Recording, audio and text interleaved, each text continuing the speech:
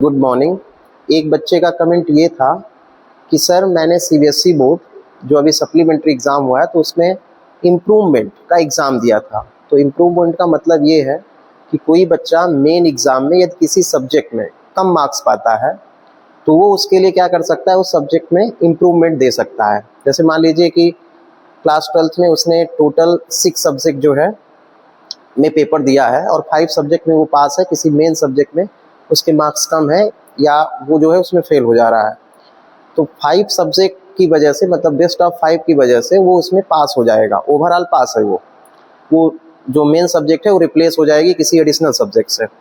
लेकिन उसके लिए उसने ये कहा, लेकिन जिस सब्जेक्ट में वो फेल है या उसके मार्क्स कम है तो उसका वो इम्प्रूवमेंट दे सकता है। तो इम्प्रूवमेंट का जो रिजल्ट आया उसका, तो उसने जो है उसमें 23 मार्क्स लाए, मतलब वो उसमें भी पास हो गया।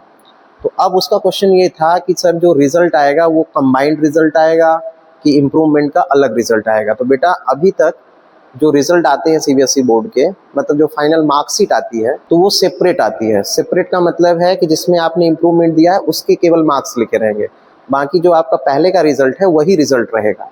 2025 तक ऐसा ही होता है। तो इस साल भी जो रिजल्ट आएगा तो जो आपकी मार्कशीट होगी वो सेपरेट होगी, मतलब जिस सब्जेक्ट में आप इम्प्रूवमेंट दिए हैं तो उस मार्कशीट में केवल वो सब्जेक्ट कोड और रिजल्ट लिखा रहेगा। मतलब जो भी आपके मार्क्स आपने ऑब्टेंड किए हैं वही मार्क्स लिखा रहेगा। तो मतलब आपके पास 2 मार्कशीट होंगी, एक जो मेन एग्जाम की होगी जिसमें आप 5 सब्जेक्ट में पास थे और दूसरी जिसमें आपने इम्प्रूवमेंट दिया था वो मार्कशीट रहेगी।